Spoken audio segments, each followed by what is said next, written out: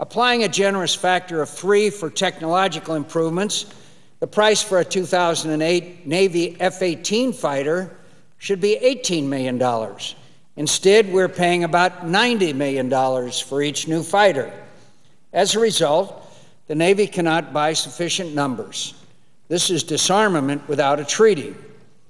The situation is worse, he goes on to write. The situation is worse in the Air Force. Then Secretary of the Navy Lehman says, in 1983, I was in the Pentagon meeting that launched the F-22 Raptor. The plan was to buy 648 jets beginning in 1996 for $60 million each. That was 1983 dollars. Now they cost $350 million apiece, and the Obama budget caps the program at 187 jets. Then he adds, at least they're safe from cyber attack, since no one in China knows how to program the 83 vintage IBM software that runs them. And then goes on to cite other problems, including Navy shipbuilding fiascos, et cetera, the Army's Future Combat System, which was meant to re-equip the entire Army and has had a 400% cost overrun, and the new Air Force weather satellite with a similar cost overrun. So it's out of control, I say to my colleagues. I will match my commitment to equipping the men and women in the military with anyone in this body, but it's got to stop, and this vote on the F-22 will determine whether it's business as usual with earmarking, pork barreling billions of dollars, which has bred corruption. We have former members of the United States Congress residing in federal prison, or whether we're going to finally get it under control. And who better, frankly, to be a spokesperson, in my view, than our Secretary of Defense. I know of no Secretary of Defense. I've known and admired many Secretaries of Defense. I know of no one that I admire more than Secretary Gates. He gave a very important speech yesterday at on July 16th at the Economic Club of Chicago. A remarkable speech. I would hope that all of my colleagues would have the chance to read it. And part of it he says about the problems that we're having in defense spending. First, there is the Congress, which is understandably concerned, especially in these tough economic times, about protecting jobs in certain states and congressional districts. There's the defense and aerospace industry, which has an obvious financial stake in the survival and growth of these programs. And there's the institutional military itself, within the Pentagon, and as expressed through an influential network of retired generals and admirals, some of whom are paid consultants to the defense industry, and some who often are quoted as experts in the news media. As a result, Secretary Gates goes on to say, many past attempts by my predecessor to end failing or unnecessary programs went by the wayside. Nonetheless, I determined, in a triumph of hope over experience, and the President agreed, and I want to emphasize my strong support and appreciation for the President's stand on this issue. And the President agreed that given the urgency of the wars we are in, the dawning global security environment we will inhabit for decades to come, and our country's economic problems, we simply cannot afford to move ahead with business as usual. And then later on, he talks about the F-22. Air superiority and missile defense, two areas where the budget has attracted the most criticism, provide case studies. Let me start with the controversy over the F-22 fighter jet. We had to consider, when preparing for a future potential conventional state-on-state conflict, what is the right mix of the most advanced fighter aircraft and other weapons to deal with the known and projected threats to U.S. air supremacy. For example, we now have unmanned aerial vehicles that can simultaneously perform intelligence, reconnaissance, etc., and the President's budget would buy 48 of the most advanced UAVs. We also took in consideration the capabilities of the newest manned combat aircraft program, the stealth F-35 Joint Strike Fighter. The F-35 is 10 to 15 years newer than the F-22, and he goes on to say about how important the F-35 is, and then saying the F-22 is clearly a capability we do need, a niche silver bullet solution for one or two potential scenarios, specifically the defeat of a highly advanced enemy fighter fleet. The F-22, to be blunt, does not make much sense anyplace else in the spectrum of conflict. Maybe, I ask my colleagues, would you ask yourselves why the F-22 has never flown over Iraq or Afghanistan?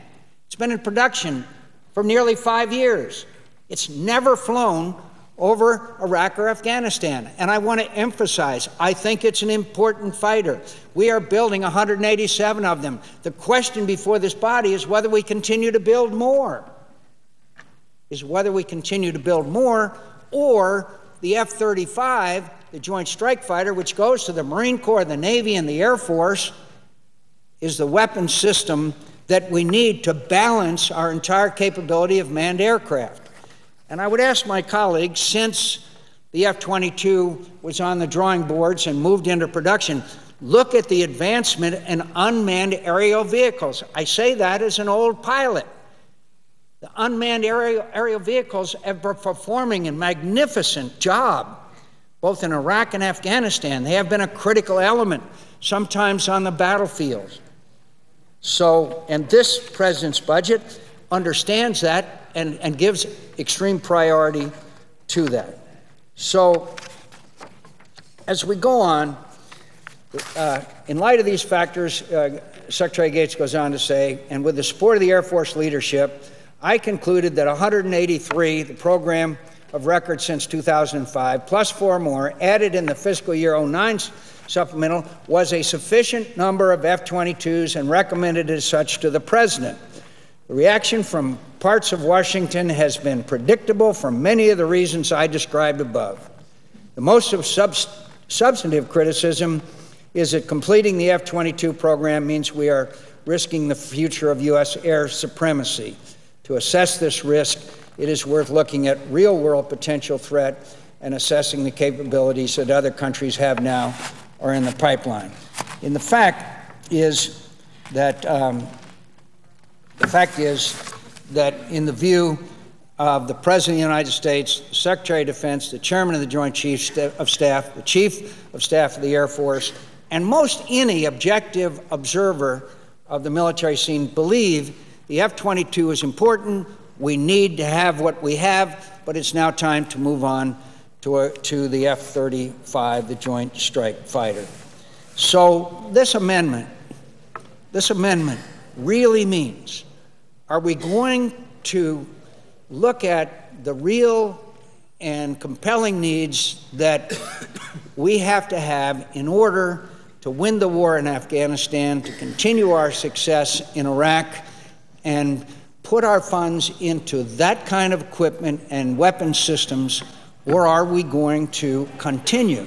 And finally, I just want to say I'm in great sympathy to the senator from Georgia and other senators who have come to the floor. I understand the sincerity of their views, and I respect them.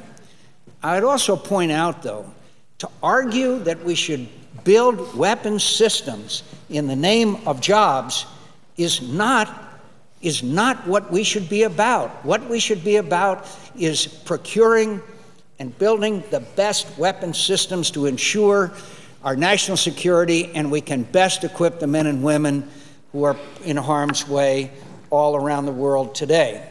So I understand the economic impact, particularly in these hard times. My sympathy goes out to the communities that are dependent on the contracts for the F-22 aircraft. All I can say to them is that we will do everything we can to help you and your families and make the adjustments. And we continue to increase spending on defense.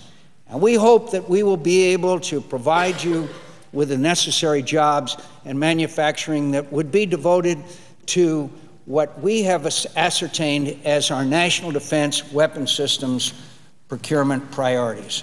So I say with sympathy to my colleagues who are deeply concerned about the loss of jobs in these difficult economic times. But this is not the way to provide jobs. Our obligation is to defend this nation. So, Madam President, I think that this amendment is overdue. I think it will be a very significant amendment, as I said before, whether we will get our priorities straight and listen to our esteemed Secretary of Defense, our President, and our Chairman of the Joint Chiefs of Staff and other military leaders in whose hands we entrust to make the tough decisions. I understand the final decision is here in Congress, but I also don't think we should dismiss the arguments that have been made by, I think, one of the finest men to ever serve this country, and that's Secretary of Defense Gates. Madam President, I yield the floor.